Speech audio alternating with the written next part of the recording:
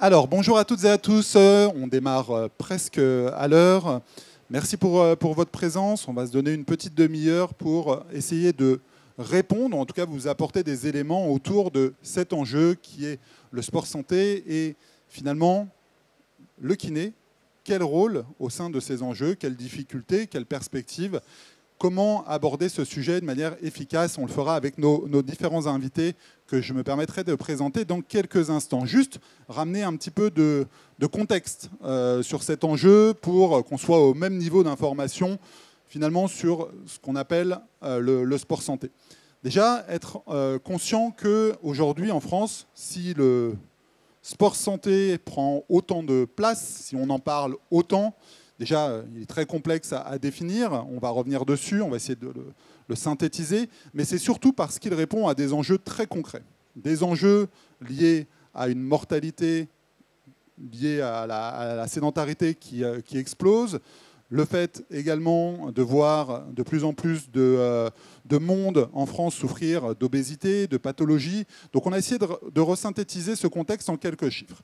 Dans le monde, il est estimé que la sédentarité tue environ 2 millions de personnes par an et engendre de nombreuses pathologies chroniques. En Europe, cette inactivité physique est responsable d'environ 10% des décès en Europe. Donc on parle énormément de la mortalité sur les routes, de la mortalité avec différentes maladies, différentes causes, mais il est certain que si on lutte efficacement contre la sédentarité, on aura la possibilité d'agir sur ces 10% des décès en Europe.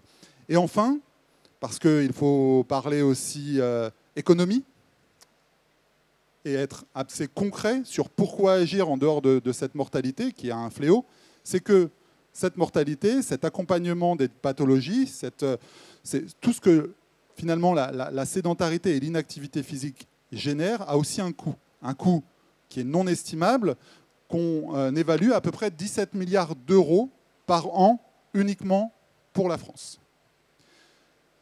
Quand on parle de sport santé, après avoir échangé sur ces quelques chiffres, on parle surtout de deux tendances. Une tendance qui est d'agir sur le préventif pour être en capacité de prémunir la population face aux dangers que cause cette inactivité. Et en bougeant, en étant actif, on va se prémunir au maximum de différentes causes qui peuvent, tout au long de notre vie, nous toucher. Et ensuite, il y a la partie plutôt thérapeutique, où on va utiliser l'activité physique, finalement, comme un médicament. Et depuis 2011, l'activité physique est reconnue comme une thérapie non médicamenteuse. C'est-à-dire qu'elle permet, finalement, aux patients de mieux vivre avec la maladie et de mieux supporter les traitements. Et dans l'activité physique adaptée permet aussi aux personnes souffrant de maladies chroniques d'utiliser cette activité physique adaptée pour être en capacité d'aller mieux ou de retarder les effets de ces maladies chroniques, bref, d'agir concrètement.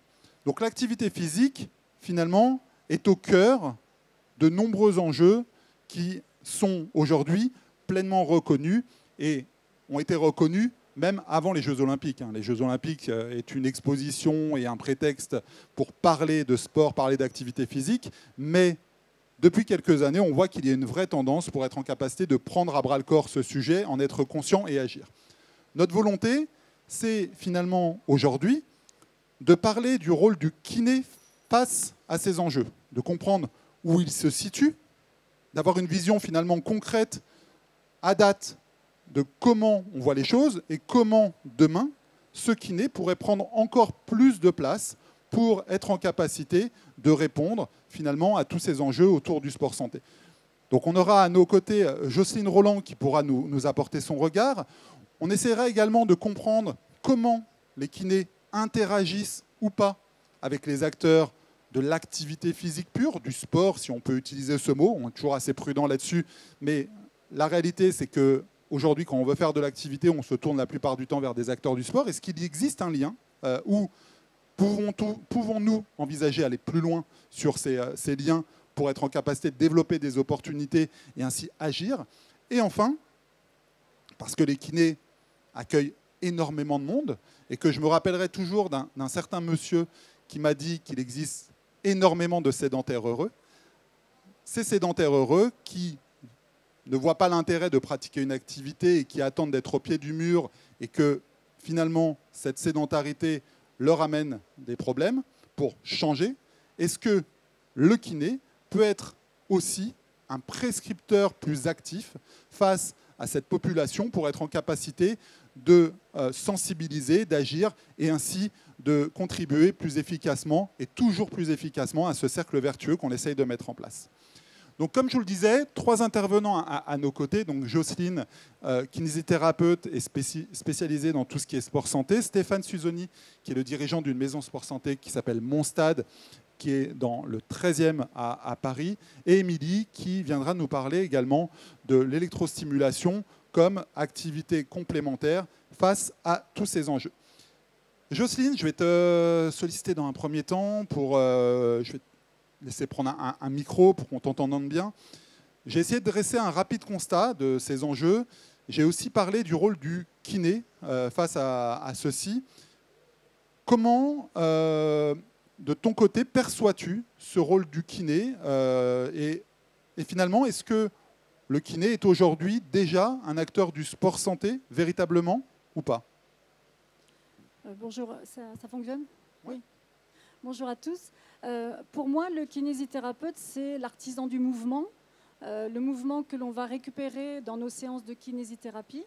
Et automatiquement, à partir de ce mouvement qui peut être segmentaire, analytique, en complément des techniques où on va s'occuper d'une cicatrice, d'une douleur, etc., on peut orienter notre patient vers la reprise de l'activité physique. Parce qu'en fait, on sait, comme tu l'as dit, on sait qu'aujourd'hui, l'activité physique intervient dans bon nombre de pathologies pour aider à récupérer au mieux sa condition physique, éviter les récidives, traiter certaines maladies chroniques. Donc le kiné doit avoir un discours de la première séance jusqu'à la fin de son traitement kiné qui oriente vers l'activité physique. Donc il explique les bienfaits. Éventuellement, il fait faire des exercices actifs en complément des autres techniques que le patient doit répéter à la maison. Ça, c'est important aussi de bien considérer que le kiné n'est pas seulement là pour faire quelque chose, mais le patient fait avec le kiné, et ça se prolonge à domicile. Et puis le kiné va orienter. Alors, soit il fait de l'activité physique dans son cabinet, puisque vous savez que ça fait partie de nos compétences de faire de l'activité physique dans le cabinet, soit il oriente dans d'autres structures, parce qu'aujourd'hui, il y a beaucoup de structures qui permettent de faire de l'activité physique et de lutter contre à la fois la sédentarité, en expliquant bien ce que c'est que la sédentarité, et l'inactivité physique, et en expliquant bien aussi ce que c'est que l'inactivité physique. Donc le rôle du kiné, c'est un rôle majeur, parce que c'est un maillon qui vient juste, qui commence à être présent dès le traitement de la pathologie. On utilise beaucoup le verbe « doit ».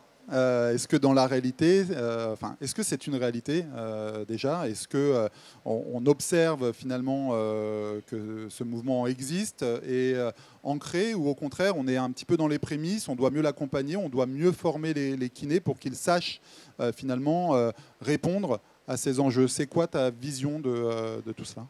Je pense que le kiné, année après année, a de plus en plus conscience de son rôle dans la reprise d'activité physique. Il faut savoir que dans les études de kiné, c'est depuis 2015 que dans le programme, il y a vraiment un enseignement par rapport à l'activité physique. Donc c'est encore quelque chose qui doit se développer. Et puis, le patient, il est habitué à aller chez le kiné pour faire des soins remboursés par la Sécu, prescrits. Et il n'est pas forcément conscient que le kiné peut aussi avoir un rôle vers l'activité physique. Donc je pense qu'il faut changer les deux mentalités. Le kiné, s'il a envie de se diversifier, il peut proposer de l'activité physique dans son cabinet. Et le patient, il faut qu'il commence à comprendre qu'il ne se fait pas soigner, mais il se soigne, il se prend en charge, il est acteur de son traitement. Et ça fera, je pense, évoluer aussi les choses. Si on revient sur ce rôle, qui est dans les faits en évolution positive, hein, c'est ce que tu disais, est-ce qu'aujourd'hui, on retrouve assez les kinés autour de la table quand on parle de ces enjeux sport-santé pour démontrer que le kiné doit prendre pleinement sa place, où on doit impulser ce mouvement pour qu'au contraire, le kiné soit toujours plus présent un petit peu partout sur le territoire face à ces enjeux et démontre que le kinésithérapeute et la profession d'une manière générale a sa place et doit nourrir le débat et proposer des solutions et être davantage acteur de ces enjeux. Oui, c'est de plus en plus présent dans les discours, dans ce qui est fait, mais malheureusement, le kinésithérapeute, souvent, il est un peu submergé par son agenda de kinésithérapeute et il n'a pas forcément les moyens de dégager des créneaux pour proposer de l'activité physique. Alors au moins, il faut qu'il en soit conscient pour le proposer dans son discours, mais ça aussi, parfois, par manque de temps peut-être, par manque d'appétence pour l'activité physique et peut-être de connaissances, il oublie un petit peu de promouvoir finalement l'après-kiné. Voilà. Et donc il faut aussi que le kiné soit sensibilisé vraiment à cette importance de l'activité physique. Moi je vois dans le cancer du sein, pour parler du domaine que je connais bien, il y a encore beaucoup de kinés qui ont des techniques très passives.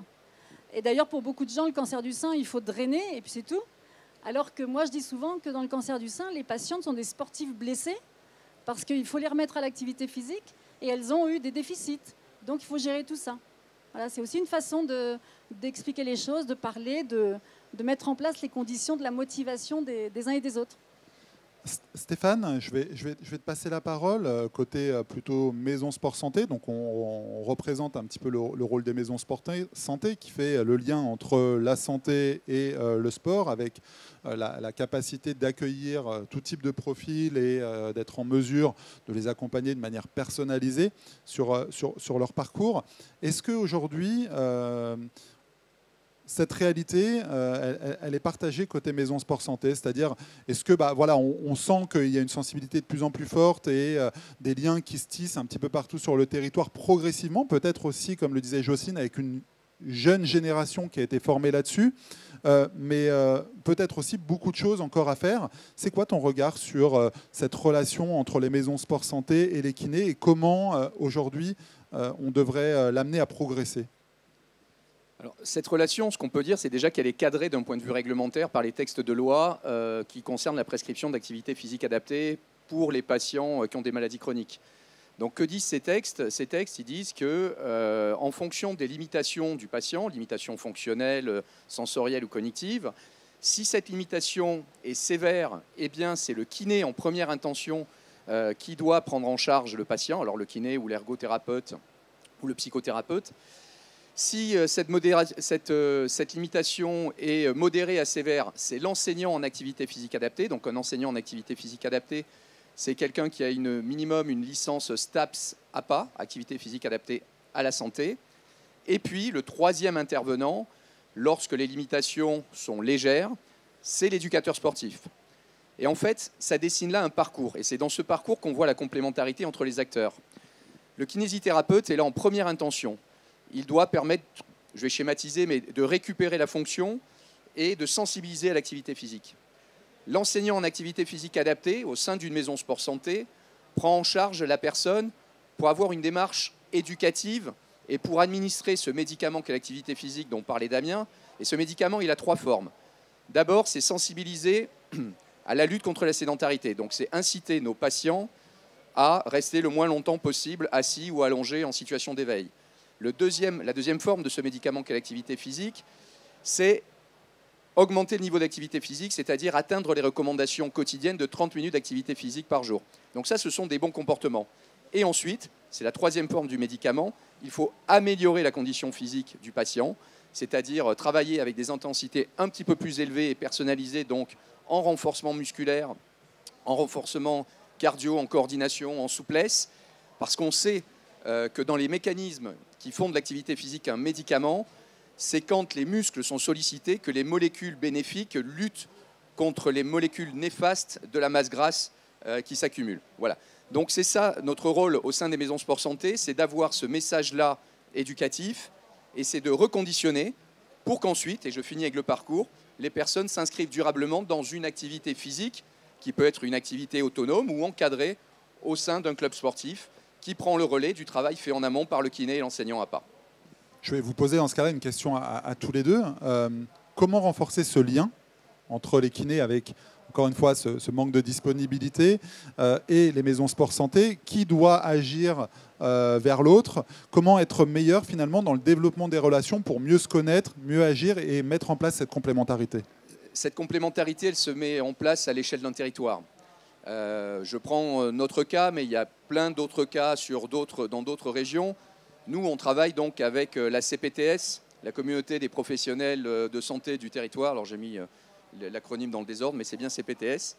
Donc, qui rassemble l'ensemble des professionnels d'un territoire et qui est censé proposer donc des parcours de soins adaptés aux populations de ce territoire. Et ces parcours de soins mobilisent le médecin généraliste, le médecin spécialiste, le kiné, la diététicienne et les enseignants en activité physique adaptée. Donc, pour répondre à ta question, pour moi, c'est l'échelle du territoire. Et au sein de ces assemblées, des organes même qui sont là pour coordonner les soins, que sont les CPTS. Jocelyne, on est d'accord sur le côté territorial, mais est-ce que, dans un premier temps, les kinés, on parlait de la formation, connaissent le milieu du sport, tous ces acronymes qui composent cet écosystème qui est assez complexe? Est-ce qu'il y a une vraie connaissance du milieu sportif avant tout pour se dire, mais finalement, on parle de sport, mais qui agit sur mon territoire sur ce champ-là? Je pense que c'est une connaissance qui se développe de plus en plus de la part des kinés, mais je crois aussi que c'est par justement le biais de formation.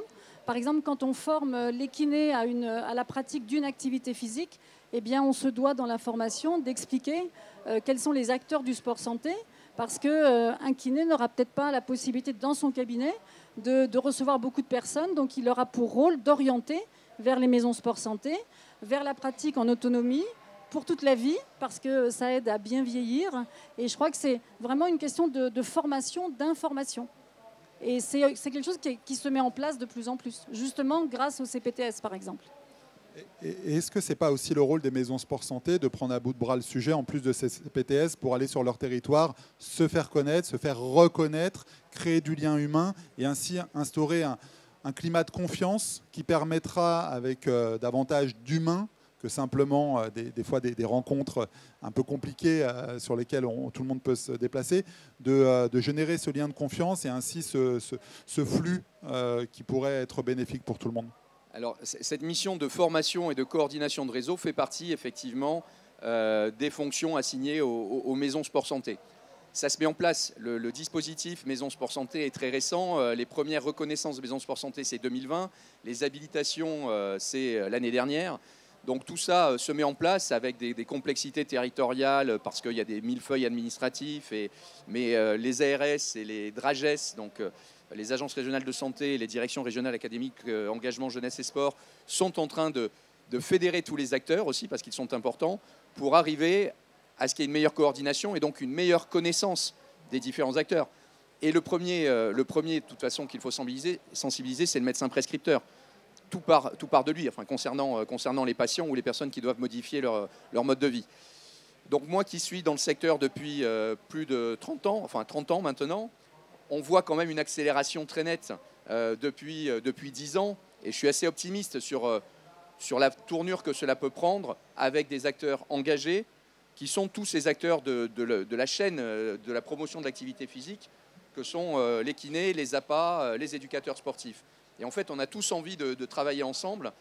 Il n'y a pas de concurrence finalement entre nous. Le gâteau est suffisamment grand, il y a 20 millions de malades chroniques et ça se renouvelle tout le temps. Donc chacun peut avoir sa place à un moment du parcours de soins du patient. Et donc, comme Jocelyne le mentionnait, ce qui est positif, c'est qu'on a une jeune génération également qui est davantage sensibilisée, qui aujourd'hui vit avec ces enjeux au premier plan, qui les comprend. Il faut aussi accompagner ce mouvement, créer ces ponts d'une manière un petit peu plus peut-être régulière, plus facilitée dans la compréhension du rôle du kiné, comme le disait Stéphane, avec le médecin prescripteur, la maison sport santé et les acteurs de l'activité. Et entre les deux, ce rôle du kiné qui a des prérogatives et peut aussi en complément agir encore davantage que ce qu'il fait aujourd'hui. Émilie, je vais me tourner vers toi parce que, comme je disais tout à l'heure, il y a énormément aussi de Français, petits et grands, jeunes et plus âgés, qui voient ce non-sport ou activité physique avec des grands yeux et qui finalement se disent non, c'est pas pour moi, je n'ai pas envie de transpirer, je n'ai pas envie de pratiquer une activité. Et on disait que malheureusement, quand ils prennent conscience de ce que ça a généré, il est déjà un peu tard et il est bien d'agir en prévention et d'arriver à les convaincre avant. Il me semble que chez Mia Bodytech, l'électrostimulation est déjà un peu pris en considération côté kiné et peut compléter finalement ce panel de solutions qui s'offre à la profession pour amener les Français à prendre conscience des choses et à bouger. Est-ce que tu peux nous représenter en quelques minutes déjà ce qu'est l'électrostimulation et pourquoi aujourd'hui elle a trouvé sa place au niveau de la kinésithérapie et à quoi elle sert très clairement? Oui, bien sûr. Du coup, effectivement, l'électrostimulation, c'est déjà utilisé depuis quelques années par les kinésithérapeutes qui ont compris un petit peu le bénéfice de cette technologie. Donc, Mia Bodytech, le produit, en fait, a démocratisé notre objectif et notre enjeu, c'est vraiment démocratiser l'électrostimulation corps entier par un dispositif qui va permettre, en fait, de pouvoir prendre des postures très simples, avec peu d'impact articulaire, sans charge additionnelle, sans impact au sol, pour permettre à des personnes qui n'aiment pas l'activité physique ou qui n'ont pas envie d'aller en salle de sport ou qui ont des craintes par rapport à ça, qui ne veulent pas, en fait, qui se disent c'est pas pour moi, j'aime pas faire le sport, j'aime pas, et qui effectivement se retrouvent au fur et à mesure des années avec des pathologies, avec tous les effets négatifs qu'on connaît de la sédentarité. Et en fait, beaucoup de praticiens aujourd'hui ont commencé à utiliser la technologie, alors soit sur des effets thérapeutiques, mais surtout pour les initier à leur dire il y a d'autres solutions que simplement une activité physique dans la mobilité qui peut faire peur, où on va transpirer, etc. C'est une solution qui peut être un petit peu on va dire, le point de départ pour recommencer un pas vers la mobilité, vers une activité physique. C'est aussi un outil que des patients ont intégré, en fait, vraiment dans leur routine de santé à vie, à l'année, parce que c'est une séance de 20 minutes par semaine, puisque tout le bénéfice, en fait, de cette technologie, c'est aussi le gain de temps. C'est qu'on va travailler sur l'ensemble du corps en simultané. Le dispositif est composé de 8 paires d'électrodes qui sont intégrées dans une veste et dans des bandeaux. Et au cours de la séance, on va combiner la contraction volontaire sur des postures simples à l'électrostimulation. Donc le but, c'est vraiment de travailler l'ensemble du corps en simultané, donc de gagner du temps et de gagner en efficacité. Donc tout le monde peut se dire, j'ai 20 minutes dans ma semaine pour prendre soin de moi, prendre soin de ma santé et essayer de me réinitier vers une activité physique. Donc c'est tout l'enjeu aujourd'hui, c'est de les aider à sortir de la sédentarité, à reprendre confiance, en fait, quelque part dans leur possibilité de se relancer dans une activité physique. Et les kinésithérapeutes l'utilisent soit eux-mêmes. Après, on est confronté aussi aux enjeux des kinés qui n'ont pas toujours le temps de rajouter des activités complémentaires et qui, dans ce cas, deviennent des prescripteurs et peuvent orienter vers d'autres professionnels qui vont utiliser l'EMS en sachant qu'une séance par semaine suffit pour vraiment avoir des bénéfices déjà rapides et du coup retrouver une motivation et aller retrouver l'envie de faire soit de continuer l'EMS et soit de le compléter, d'en faire un complément et de repartir vers une activité physique plus traditionnelle, entre guillemets. En parlant d'activité plus traditionnelle, je vais conclure avec Jocelyne, comme ça on restera dans le bon délai. Jocelyne est une excellente illustration du fait qu'un kinésithérapeute peut aussi derrière déployer des solutions, des initiatives en complément de son activité et que son activité nourrit finalement l'apport là-dessus. Est-ce que tu pourrais nous parler des deux initiatives que tu pilotes sur le Pilate et sur Avirose pour qu'on comprenne aussi le lien qui s'est naturellement tissé entre le professionnel et derrière celui même plus que de prescripteur, mais d'acteur du sport santé? En fait, ce qui s'est passé, c'est que dans mon cabinet, j'avais envie d'offrir à mes patientes des séances d'activité physique. Donc, mes patientes en sénologie, donc cancer du sein. Et j'ai développé donc, des cours spécifiques de Rose Pilate, donc de Pilate adapté aux femmes opérées d'un cancer du sein. Alors, adapté, là, ça ne veut pas forcément dire plus facile, mais répondant précisément au déficit pour les aider à mieux récupérer. Ça, c'était pour le versant récupération de la souplesse, récupération de la conscience du corps.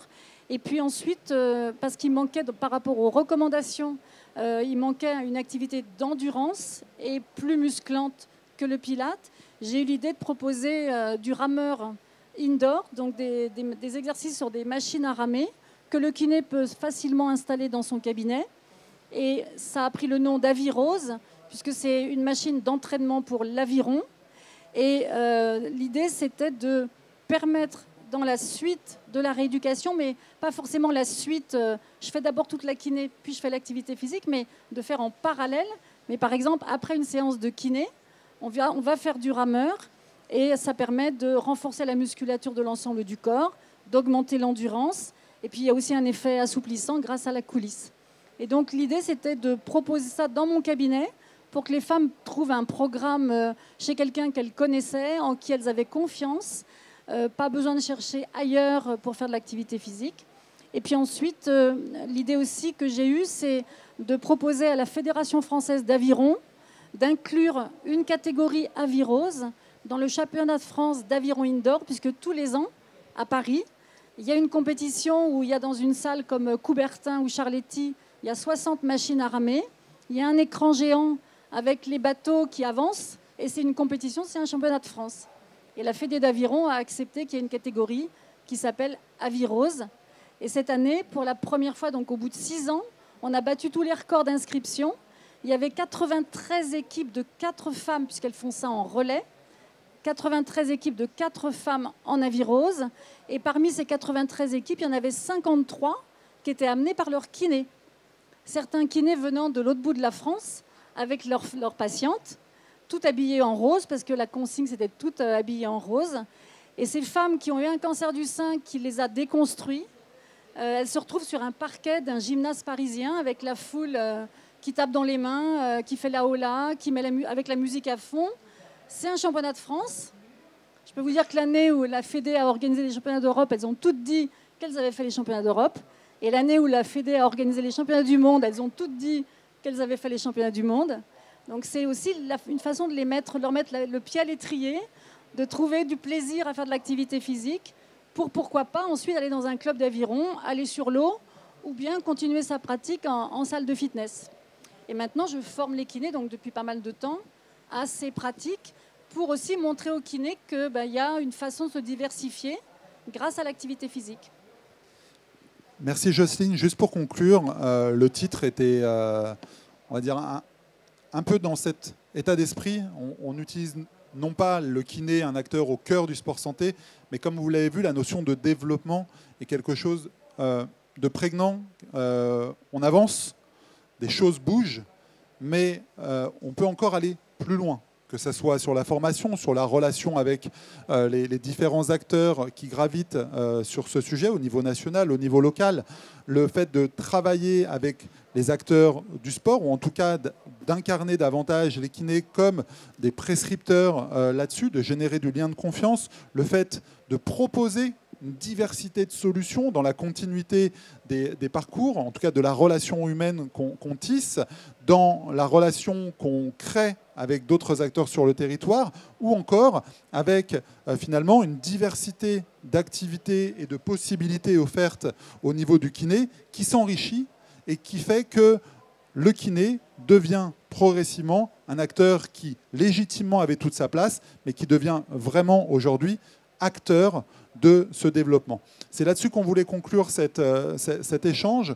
pour se donner rendez-vous, je l'espère, l'année prochaine et continuer à dresser ce constat et espérer que toute cette dynamique continuera d'être incarnée par vos implications, les nôtres, et qu'on arrive à faire avancer ce sujet tous ensemble. Merci beaucoup, merci à nos intervenants et bonne journée à tous.